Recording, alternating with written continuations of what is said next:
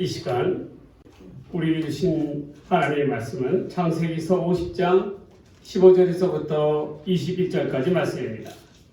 이 말씀을 저와 여러분이 한 절씩 교독하도록 하겠습니다. 창세기서 50장 15절에서부터 21절까지 말씀, 구약성경 80쪽입니다. 하나님의 말씀을 받들어 저와 여러분이 한 절씩 교독하도록 하겠습니다. 요셉의 형제들이 그들의 아버지가 죽었음을 보고 말하되 요셉이 혹시 우리를 미워하여 우리가 그에게 행한 모든 악을 다 갚지나 아니할까 하고 요셉에게 말을 전하여 이르되 당신의 아버지가 돌아가시기 전에 명령하여 주시니 너희는 이같이 요셉에게 이르라 내 형들이 내게 악을 행하였을지라도 이제 바라건대 그들의 허물과 죄를 용서하라 하셨나니 당신 아버지 하나님의 종들인 우리 죄를 이제 용서하소서 하매 요셉이 그들이 그에게 하는 말을 들을 때에 울었더라. 그의 형들이 또 친히 와서 요셉의 앞에 엎드려 이르되 우리는 당신의 종들이니라. 요셉이 그들에게 이르되 두려워하지 마소서 내가 하나님을 대신하리이까. 당신들은 나를 위하여 하사 하나님은 그것을 손으로 바꾸사 오늘과 같이 많은 백성의 생명을 구원하게 하시려 하셨나니 당신들은 두려워하지 마소서 내가 당신들과 당신들의 자녀를 기르리이다 하고 그들을 간곡한 말로 위로하였더라. 아멘. 오늘 이 시간에는 오직 하나님의 은혜로 라는 제목으로 하나님 말씀 전해드리고자 합니다. 우리 옆에 계신 분들과 함께 한번 인사하도록 하겠습니다. 오직 하나님의 은혜로 새날을 맞이합시다. 오직 하나님의 은혜로 새날을 맞이합시다. 오직 하나님의 은혜로 새날을 맞이하시기를 바랍니다. 말씀을 준비하면서 우리가 새해를 이제 다시금 맞이하는데 우리가 이 새해를 어떻게 맞이할까 싶은 그러한 생각을 합니다. 그런데 우리가 무엇을 가지고 하나님의 이 은혜를 대신할 수 있겠습니까? 가장 중요한 것은 우리는 하나님의 은혜로 새해를 열어가야 할 줄 믿습니다. 오늘 감사하게도 이 캄보디아에서 우리 선교 편지가 왔습니다. 저희 교회에서 이제 후원하는 캄보디아의 장성훈 선교사님께서 아동부 교회학교를 운영을 하고 계시는데 저희가 이번에 우리 교회에서 우리 협찬하시는 우리 포유 회사에서 가방을 보내드리지 않았습니까? 그랬더니 아이들이 전부 다 그 가방을 들고 사진 찍는 걸 보게 되었어요. 얼마나 감사한지 모릅니다. 네, 가방을 저희가 10박스를 보냈고 또한 전번에 우리 추수감사 헌금을 갖다가 이렇게 보냈더니 그 추수감사 헌금을 가지고 예쁜 과자 봉투를 만들어 그 지역 아이들에게 나눠주었더라고요. 그래서 항상 이렇게 우리 아낌없이 후원해주는 우리 다산교회에 대해서 너무 고맙다고 이렇게 인사가 왔습니다. 이처럼 이 모든 것들도 하나님께서 우리 다산교회 가운데 주신 은혜의 선물이라 믿습니다. 우리 교회가 비록 연약하고 작다 할지라도 그러나 이 연약함과 작음을 통해서 더 큰 일을 행하시기를 원하시는 분이 바로 우리 하나님이시라는 거예요. 그것이 바로 하나님의 은혜입니다. 우리 내년에는 다가올 새해에는 제가 그래서 이렇게 답신을 드렸어요. 보다 하나님께서 우리 다산교회를 축복해 주셔서 풍성한 은혜로 더욱더 많은 것으로 우리가 드릴 수 있도록 우리가 기도해 달라고 그렇게 기도를 했습니다. 말씀을 드렸습니다. 여러분 이처럼 우리 믿는 성도들은 살아가야 될 양식은 바로 하나님의 은혜입니다. 하나님의 은혜로 하나님 앞에 영광을 돌려야 하는 거예요. 자, 그렇다면 우리가 하나님의 은혜로 새 날을 열어가야 하는데 우리가 어떻게 열어가야 되겠습니까? 첫 번째로 우리는 용서하는 한 해를 열어가야 할 줄 믿습니다. 오늘 본문의 주인공은 요셉입니다. 요셉은 여러분들이 잘 아시다시피 야곱의 12아들 중에서 11번째 아들입니다. 근데 요셉은 아버지 야곱이 가장 사랑하는 아내 라헬에게서 태어난 장자입니다. 그런데 그 라헬이 둘째 아들 베냐민을 낳을 때에 낳자마자 죽고 말았지요. 그래서 그런지 야곱은 더더욱이 이 요셉을 사랑하였습니다. 근데 사랑을 하는데 그냥 사랑한 게 아니라 너무나도 극진하게 사랑을 하는 거예요, 이 아들을. 그러자 다른 형제들이 이 요셉을 미워합니다. 가정에 문제가 생기기 시작하였죠. 한 번은 형들이 저 멀리서 양떼를 치는 중에 요셉이 아버지의 심부름으로 떡을 가지고 형들을 찾아갑니다. 그런데 이 요셉을 미워하는 형들이 때는 이때다라고 하며 요셉의 옷을 벗기고 구덩이에 던져놨다가 때마침 애굽으로 장사하러 지나가는 이스마엘 자손들의 손에 이 요셉을 팔아버립니다. 그리고 아버지 야곱에게는 요셉의 찢겨진 옷에 양의 피를 발라서 들짐승들이 이 요셉을 해한 것 같다라고 거짓으로 이야기를 합니다. 그 길로 요셉은 애굽으로 팔려가서 13년 동안 고생을 하게 됩니다. 그런데 하나님께서 요셉과 함께하여 주시고 하나님께서 요셉을 인도하여 주시니 생각외로 그가 애굽의 국무총리의 자리까지 오르게 됩니다. 국무총리가 되어서 요셉은 이 풍년이 들고 7년이 들고 흉년이 들던 2년째에 그때에 이스라엘에서 형님들이 양식을 구하다 못 구해서 결국 이 애굽 땅까지 오게 됩니다. 그런데 형들은 자신들의 앞에 서 있는 이 애굽의 총리가 자기 동생 요셉인지를 모르는 거예요. 요셉은 자기의 신분을 밝히고 속히 아버지를 모시고 옴으로 말미암아 그것 애굽에서 평안히 지낼 수 있도록 여건을 마련해 줍니다. 형제들이 요셉과 함께 아버지를 모시고 지난 지가 17년이 또 지나게 되었습니다. 여러분, 그 17년이라는 기간 동안에 이 형제들은 과연 애굽에서 어떠한 생활을 했겠어요? 얼마나 자신들이 저지른 죄로 인해서 마음을 졸였겠습니까?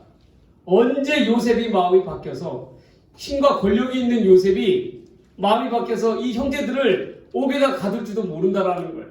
자기들을 해야 할지도 모른다는 그런 두려움 가운데서 벌벌벌 떨며 살지 않았겠습니까? 그래도 아버지 야곱이 살아계실 때는 형제들한테 아버지 야곱은 자신들의 든든한 방패막이가 되어주었습니다. 요셉이 자기들을 해하려 한다 할지라도 아버지께서 그걸 막아주실 것이라고 확신하였던 거예요. 그런데 자신들이 그토록 믿었던 아버지마저 죽음을 맞이해야 했습니다. 야곱의 장례식을 치르고 그 이후에 나오는 이야기가 오늘 본문의 내용인 거예요. 형님들이 요셉을 찾아와서 그 앞에서 무릎을 꿇고 아버지 야곱이 전한 유언에 대해서 이야기합니다.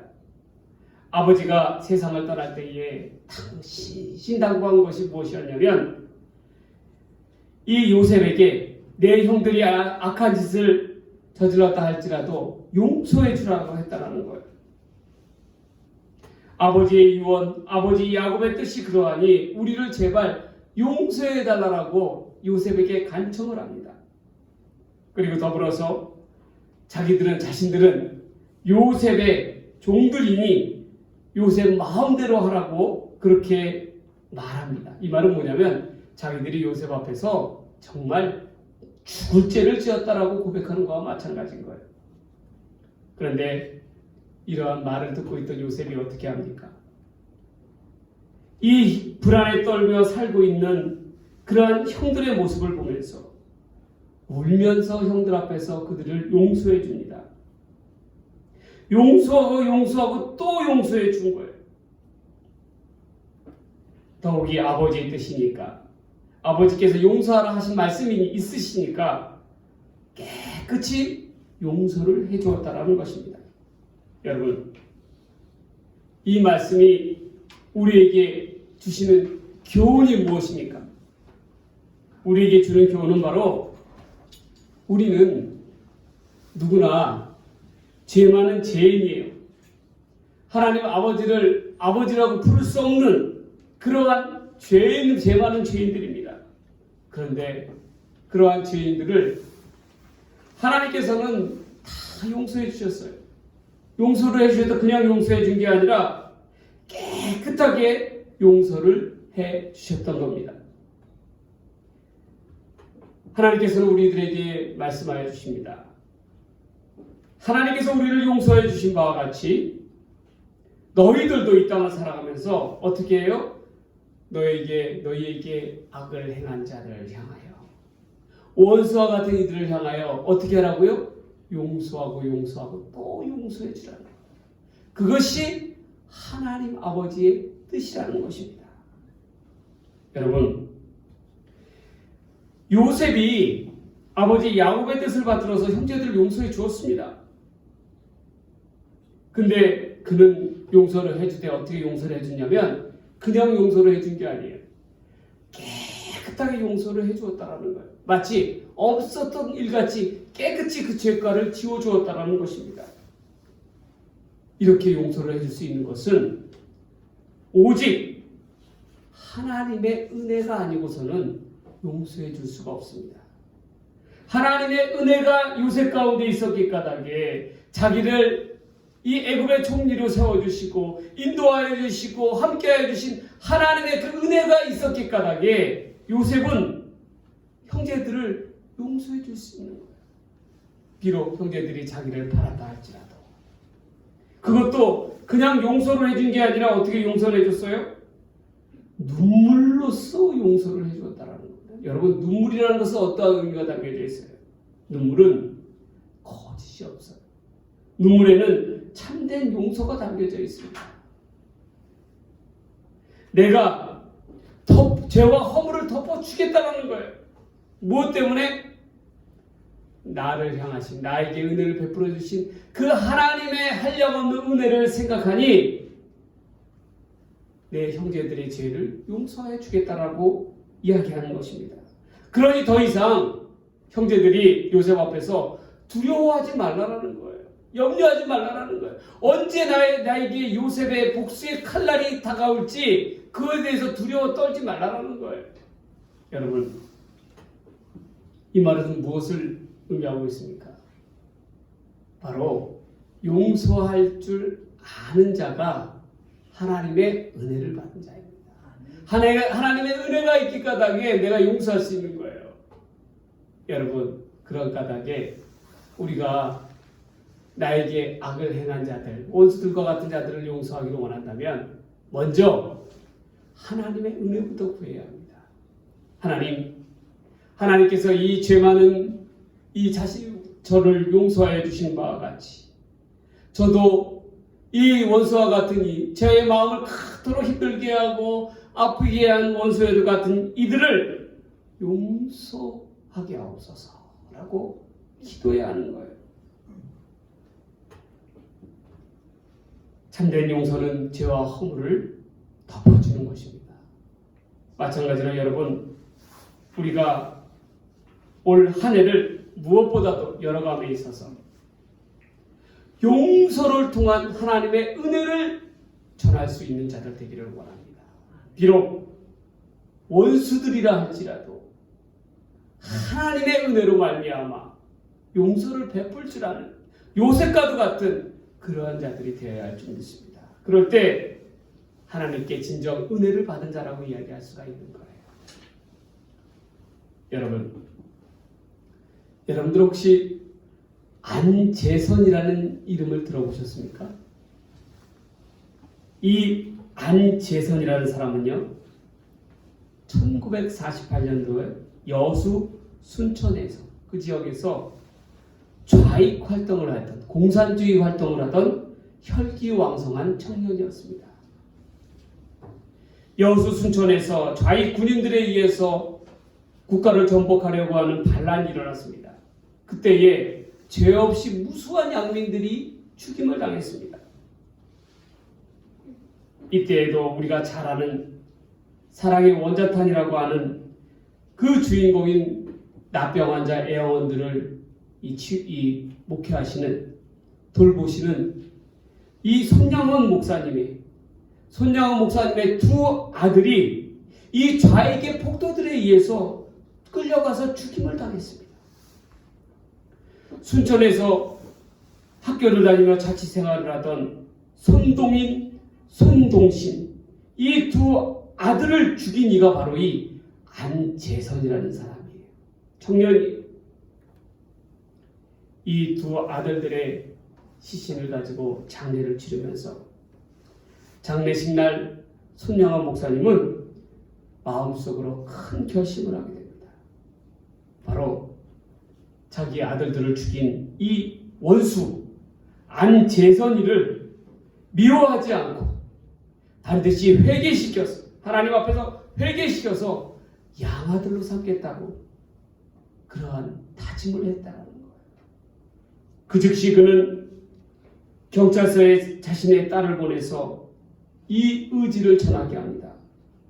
좌익 활동으로 국군에게 붙잡혀서 이제 총살을 앞두고 있는 안재선이 앞에서 손양원 목사님의 큰딸이었던 중학생 손동이는 국군대장에게 손 목사님의 뜻을 전하면서 울면서 전합니다. 자신의 아들들을 죽인 자를 절대로 죽이지 말고 한 대도 때리지 말고 살려만 주시면 자신의 양아들로 삼아서 키우겠다라고 그렇게 말씀하시는 거예요.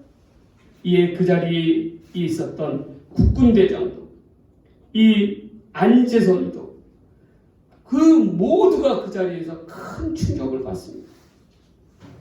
실제로 손 목사님은 이 안재선이를 사랑으로 품으시고 죽은 아들들을 대신해서 양아들로 삼으십니다.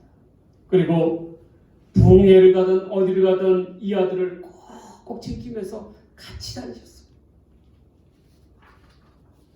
훗날 전해오는 이야기에 의하면 이 손 목사님은 두 아들 손동인, 손동신의 유품이 집으로 돌아오는 날 남몰래 방앗간 구석에서 아들들의 교복을 잡고 그렇게 한없이 통곡을 하셨다고 합니다.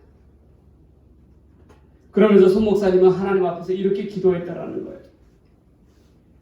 한 아들의 순교도 귀한데 하물며 둘씩이나 하나님께 순교하게 하시니 하나님 감사합니다.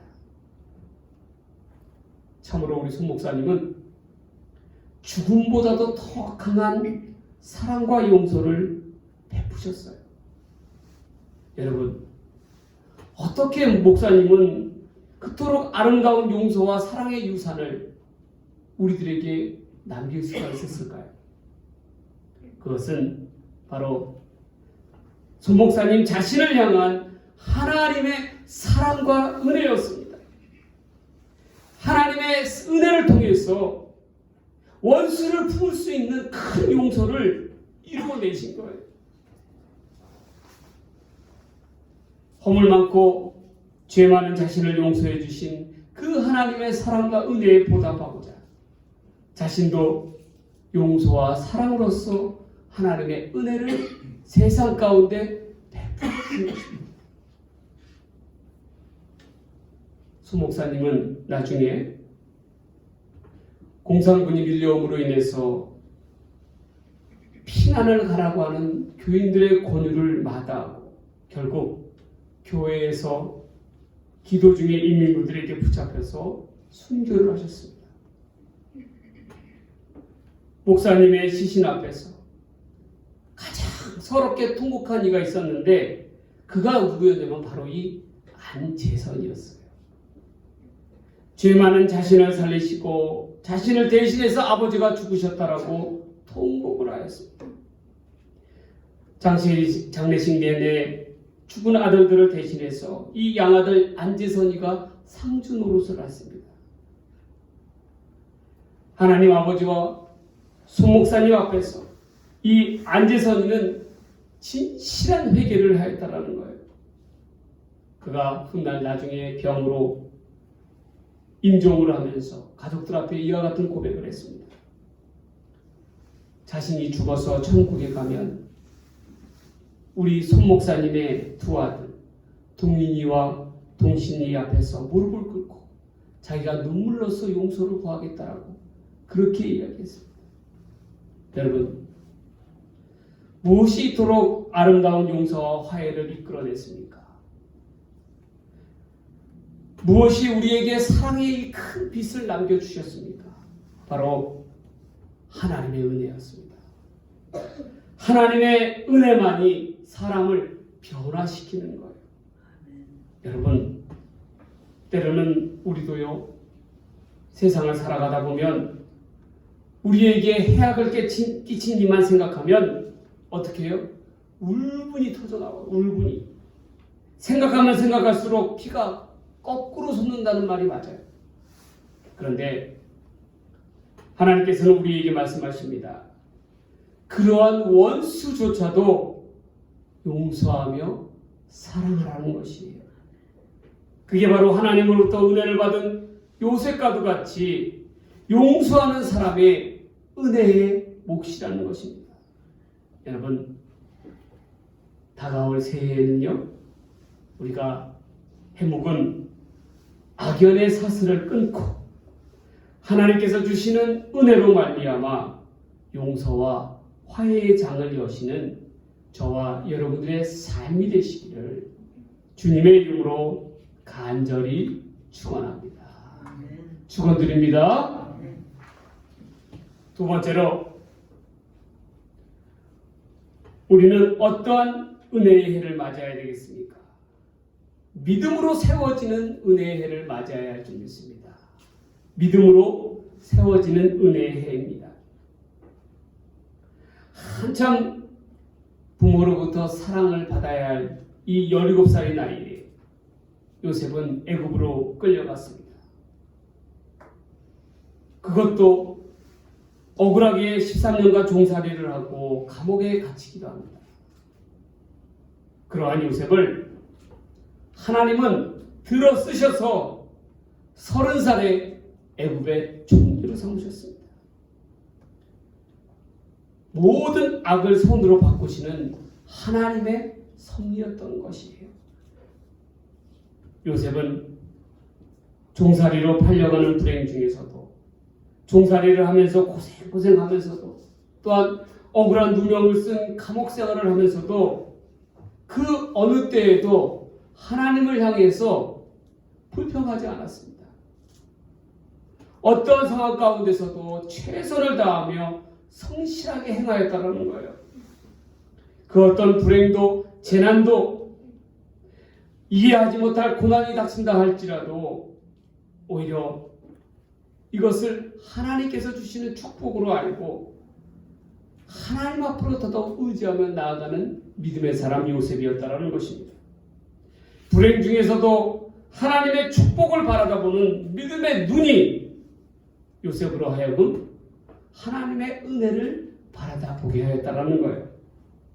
여러분, 오늘을 사는 우리들도, 이 땅을 사는 우리들도 마찬가지예요. 요셉처럼 하나님의 축복을 바라다보는 그런 믿음이 있어야 합니다. 우리의 눈이 현실과 불행 가운데로 머물러 있어서는 안 돼요. 우리의 눈은 항상 하나님을 바라다볼 수 있는 믿음, 불행 중에서도 그것을 복으로 바꾸시는 하나님을 바라다볼 수 있는 믿음이 있어야 한다는 거예요. 이러한 믿음은요, 오직 은혜 받은 자만이 가질 수 있는 선물입니다. 이 믿음의 눈을 가진 자는 그 어떠한 불행 가운데서도 낙심하지 않아요. 절망하지 않아요. 왜 그래요? 하나님이 계시기 때문에 그렇습니다. 여러분, 우리에게 있어서는요, 언제나 이 코로나라고 하는 세 글자가 우리의 삶 속에서 사라질까요? 정말 즐기기도 즐깁니다. 벌써 몇 년째입니까? 얼마나 우리의 삶을 갖다 힘들게 하고 있습니까? 이놈의 코로나가 정말 사람을 잡습니다. 우리는 이 코로나 앞에서 참담한 현실 속에 부딪혀 있습니다. 부실한 가계 상황으로 인해서 빚에 허덕이다가 생을 마감했다라고 하는 한 소상공인의 이야기를 들었습니다. 얼마나 마음이 안타깝습니까? 정말 우리의 삶은 어떻게 보면 감옥과도 같은 그러한 상황이고 그 어디에도 마음을 둘 수 없는 현실입니다. 교회도 마찬가지예요. 작년에 해체되거나 교회를 접는 교회, 빛으로 넘어가는 교회가 무려 10,000교회나 되었다고 합니다. 우리 이러한 코로나의 이러한 상황은, 이러한 절망적인 위기의 상황은 우리에게 그 어떠한 것보다도 강하게 요구하는 것이 있어요. 그것은 바로 믿음입니다. 요셉과도 같이 감옥 같은 어떠한 불행 가운데 놓여있다 할지라도 어떠한 상황 속에서도 결코 낙심치 아니하고 최선을 다하는 삶, 불행을 오히려 축복의 기회로 삼아주시는 하나님만을 바라다보는 삶, 하나님의 은혜를 바라다보는 삶, 이러한 은혜의 믿음의 때가 간절히 요구되는 그러한 때입니다. 여러분, 우리는 믿음의 길을 걸어가야 돼요. 어느 때까지 가야 됩니까? 불행을 축복으로 바꿔주시는 하나님의 때를 소망하며 나아가야 됩니다. 요셉을 보세요. 요셉과도 같이 얼마나 그 앞에는 어려운 그런 험난한 길이 놓여 있었습니까? 그러나 그때마다 요셉은 결코 낙심치 아니하고 나아갔다라는 거예요. 왜? 하나님이 계시기 때문에. 하나님을 믿었기 까닭에. 하나님의 계획은 참으로 놀라웠습니다. 요셉이 형들에게 팔릴 때에 얼마나 억울했겠습니까?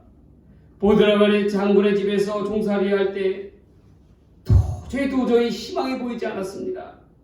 더욱이 억울한 누명을 쓰고 감옥살이 할 때 그야말로 자기의 인생은 끝이 났다라고 여겼어요. 그러나 하나님께서는 감옥 안에서 요셉으로 하여금 바로를 섬기는 관원장들의 꿈을 해몽하게 하여 주시고 나중에 결국 바로의 꿈을 해몽함으로 말미암아 애굽의 국무총리 자리에까지 오르지 않습니까?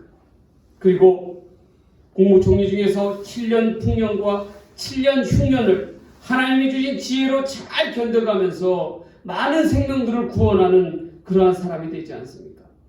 돌이켜보면 요셉에게 닥친 이런 것들은 하나님을 향한, 요셉을 향한 하나님의 커다란 계획 속에 있었다라는 거예요. 모든 것이 하나님의 섭리 아래, 주권 아래 있었다라는 거예요. 이러한 것을 요셉은 너무나도 잘 알고 있었다라는 것입니다. 그래서 그는 형제들 앞에서 뭐라고 이야기합니까? 내가 어찌 하나님을 대신하겠습니까? 라고 이야기합니다. 이 말의 의미는 뭐예요? 자기는 자기의 모든 것을 하나님께 내어 맡긴다는 말이에요.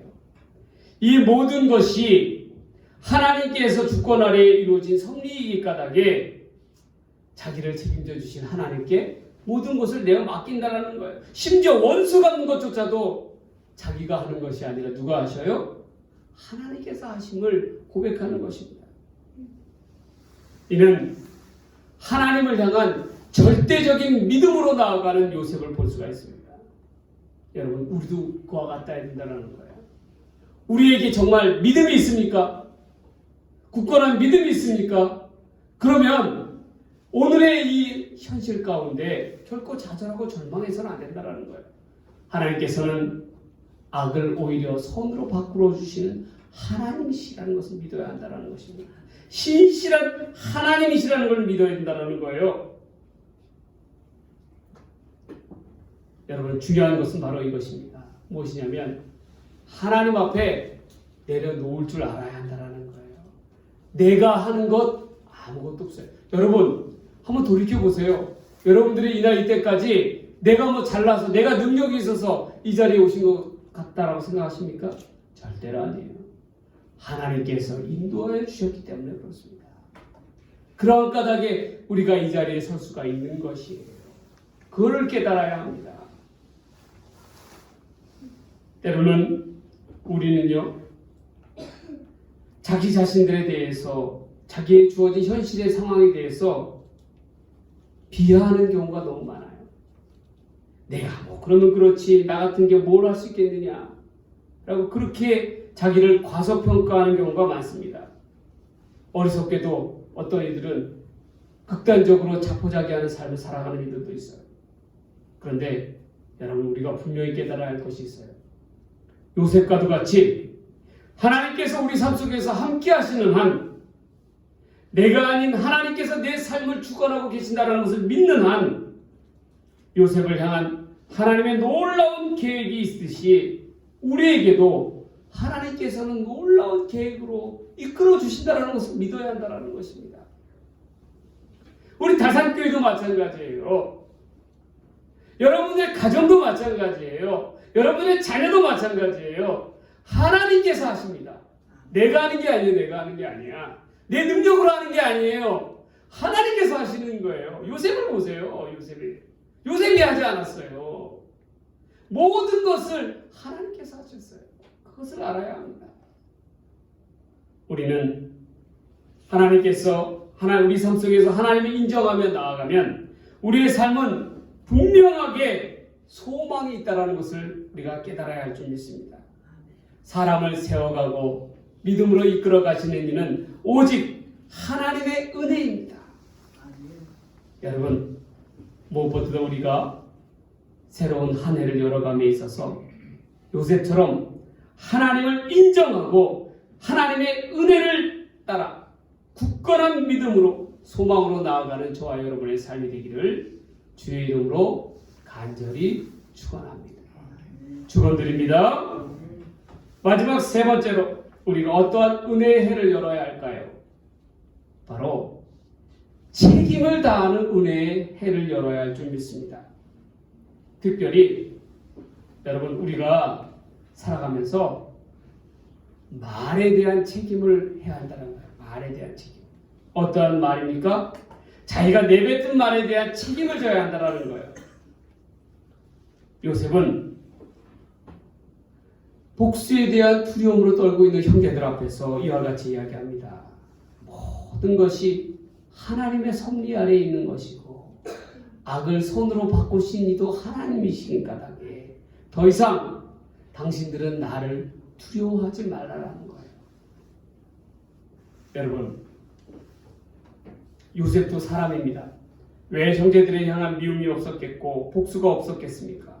그러나 요셉은 시간이 지나면서 깨닫게 된 거예요. 이 모든 일은 하나님께서 계획하신 바, 우리를 살리고자 하시는 하나님의 뜻 가운데 자기를 애굽으로 보내셨다는 것을 깨닫게 되었습니다. 놀라운 것은 이스라엘 민족을 구원하시기 위한 하나님의 크신 계획이심을 깨닫게 된 거예요.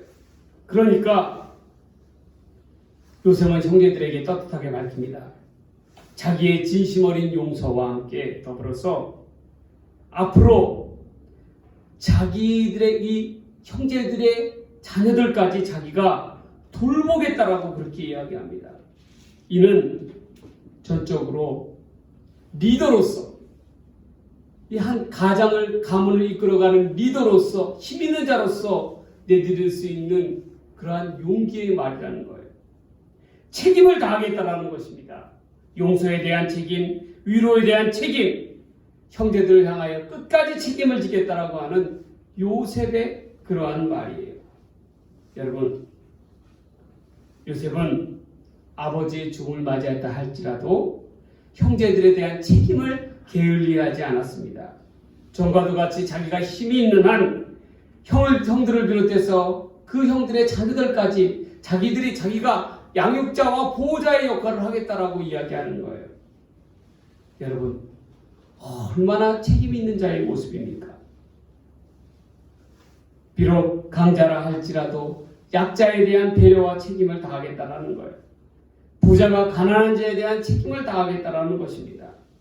이러한 책임을 다하는 자세는 오직 하나님의 은혜를 입은 자가 할 수 있는 그러한 모습입니다. 요즘 우리가 살아가고 있는 세상을 보세요. 얼마나 힘 있는 자는 그 힘을 가지고 약한 자들을 갖다가 짓밟고 있습니까? 또한 부자들은 그 부함을 통해서 가난한 자들을 도우는 것이 아니라 오히려 그 더 큰 부를 얻기 위해서 얼마나 가난한 자들을 착취하고 있어요. 그런데 우리 믿는 이들은 그것을 알아야 돼요. 내 손에 힘이 있고 내 손에 부귀가 있다면 그것은 하나님께서 약한 자들과 가난한 자들을 돌보라고 하는 책임이라는 것입니다. 올 한 해는 여러분 무엇보다도 요셉과도 같이 자기에게 주어진 책임을 다하는 그러한 믿음의 사람들이 되어야 할 줄 믿습니다. 여러분, 가장은 가장으로서 책임이 있어요. 어머니는 어머니로서의 책임이 있어요. 그렇죠? 교회에서는 권사님은 권사님 나름대로, 장모님은 장모님대로, 집사님은 집사님대로 직분에 대한 책임이 있어요. 특별히 목사님은 영혼에 대한 책임이 있어요. 그 책임을 관가해서는 안 된다는 거예요. 여러분, 올해는 무엇보다도 자기에게 주어진 책임을 다 할 줄 아는 요셉과도 같은 그러한 은혜의 사람, 믿음의 사람들이 되시기를 주의 이름으로 간절히 축원합니다. 올해는 다가올 새해에는 요셉과도 같이 비록 나에게 해를 끼치는 자, 내 삶을 괴롭혔던 자라 할지라도 용서하고 구원하며 하나님께서 주신 영적인 책임에 대해서 잘 감당하는 그런 은혜의 사람들이 되시기를 주의 이름으로 간절히 축원합니다. 축원드립니다. 이제 말씀을 정리합니다. 올 우리가 한 해를 열어감에 있어서 무엇으로 열어가야겠습니까? 오직 하나님의 은혜로 새날을 맞이해야 할 줄 믿습니다. 첫 번째로 용서하는 은혜의 해가 되자. 두 번째로 믿음으로 세워지는 그러한 은혜의 해가 되자. 세 번째로 내게 주어진 맡은 바 책임을 감당하는 그러한 은혜의 해를 맞이하는 저와 여러분의 삶의 모습들이 되시기를 주의 이름으로 간절히 축원합니다. 축원드립니다. 우리 이제 찬송가 383장 찬양하시면서 제가 기도는 찬양한 이후에 하도록 하겠습니다. 383장 찬양하시면서 우리 예물 봉헌하고 제가 여러분들에게 축복 기도를 하고 하도록 우리 축도하고 마치도록 하겠습니다. 특별히 여러분 미리 광고합니다. 이번 주일날까지 여러분들 이 강대상 앞으로 여러분들의 각 가정의 기도 제목들 있지 않습니까? 그 기도 제목들을 적으셔서 앞에 내주십시오. 그러면 그때 제가 꼭 새벽 제단 때 그것을 가지고 여러분 힘써 기도하도록 하겠습니다. 여러분들 숙제입니다. 꼭 여러분들 제출해 주시기를 바랍니다. 383장 우리가 찬양하신 이후에 우리 봉헌하고 제가 축복 기도함으로 예배 마치도록 하겠습니다.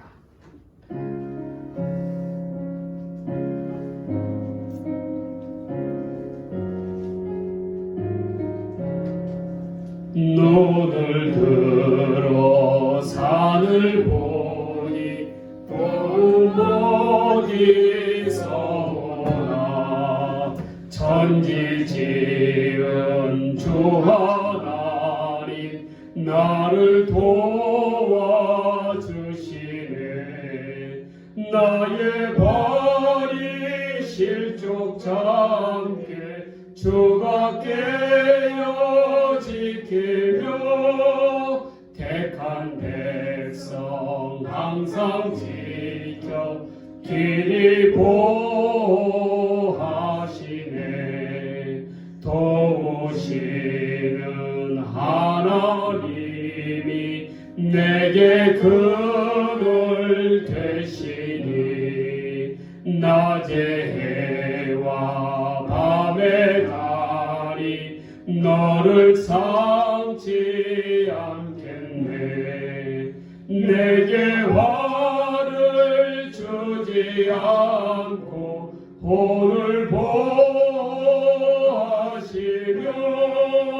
너의 주리 지금부터 영영 인도하시니 아멘. 기도하겠습니다. 하나님 아버지 감사합니다. 하나님 올 한 해를 다가올 새해에는 오직 하나님의 은혜로 말미암아 새날을 열어가게 하여 주시옵소서. 무엇보다도 하나님 용서하는 은혜의 해가 되게 하여 주시옵소서. 우리의 믿음을 굳건하게 세우는 은혜의 해가 되게 하여 주시옵소서. 맡긴 바 나에게 충성되이 그 책임을 감당하는 은혜의 해를 맞이하게 하여 주시옵소서. 하나님 아버지, 이 어렵고 힘든 세파 가운데 오직 하나님만을 의지하며 하나님의 은혜를 소망하며 나아가기를 원합니다. 하나님 붙들어 주시고 은혜 위에 은혜를 더하여 주시옵소서. 하나님 간절히 원합니다. 하나님 앞길의 그런 진로의 문제로 인해서 어렵고 힘들어하는 자들이 있다면 하나님께서 그 앞길을 붙잡아 주시고 요셉과 같은 형통함을 더하여 주실 줄 믿습니다. 그러한 은혜를 허락하여 주시옵소서. 삶의 앞길을 열어주실 줄 믿습니다. 그 문을 활짝 열어주실 줄 믿습니다. 하나님, 또한 병으로 인하여 힘들어하고 있는 우리 타산의 성도들이 있다면 하나님께서 치유하는 광선을 더하여 주시사 깨끗하게 낫게 하여 주시옵소서. 그러면 그 질고로 말미암아 믿음이 시험에 감당하지 아니하도록 하나님께서 역사하여 주시고 인도하여 주시고 붙들어 주실 줄 믿습니다. 아버지 하나님 또한 간구합니다. 하나님 태의 문제로 인해서 간구하는 믿음의 성도들이 있다면 하나님께서 함께하여 주시사 그 태의 문을 활짝 열어 주시옵소서. 하나님께서 은혜의 선물을 열어주실 줄 믿습니다. 하나님 역사하여 주시옵소서. 큰 믿음으로 채워 주시옵소서. 하나님 또한 간구합니다. 하나님 자신의 사업으로 인하여 아버지 하나님 기도하는 자들이 있다면 하나님께서 함께하여 주시사 그 사업을 통해서 하나님께 영광 돌리는 복된 믿음의 사업이 될 수 있도록 하나님이여 인도하여 주실 줄 믿습니다. 하나님이여 강권적인 역사로 인도하여 주시옵소서. 아버지께서 함께하여 주실 줄 믿습니다. 주여 눈동자같이 살펴주시고 돌보아 주시옵소서. 우리의 목자 되신 주님께서 인도하여 주실 줄 믿습니다. 각 가정에 그러한 마음의 소원들이 있다면 하나님께서 그 소원들 들어주시고 하나님께서 역사해 주시다 큰 은혜의 은혜로 하나님 삼아 주실 줄 믿습니다. 아버지 하나님 또한 감사합니다. 이 귀한 믿음의 예물을 통해서 하나님 영광 돌립니다. 이 열매의 예물, 첫 열매의 예물을 기억하시사 하나님께서 오직 하나님의 나라를 위한 영광을 위하여 사용하여 주시옵소서. 주의 몸대를 교회를 세우게 하여 주시고 우리에게 어려운 자들을 도울 수 있는 그러한 믿음의 예물, 하나님 기뻐하는 예물로 삼아 주실 줄 믿습니다. 드리는 자의 손길 위에도 갑절의 복의 복으로 축복하여 주실 줄 믿습니다. 이 모든 말씀 우리를 사랑하시는 예수님의 이름으로 간절히 기도드리옵나이다. 아멘. 이제는 우리 구주 예수 그리스도의 은혜와 아버지 하나님의 사랑과 성령님의 감화감동 교통 역사하시니 오직 하나님의 은혜로 새날을 맞이하기를 소원하는 다산에 속한 모든 믿음의 식구들 위해 한 영혼 가정 이 사회와 이 나라와 이 민족 위에 이제부터 함께하여 주시기를 간절히 축원하옵나이다. 아멘.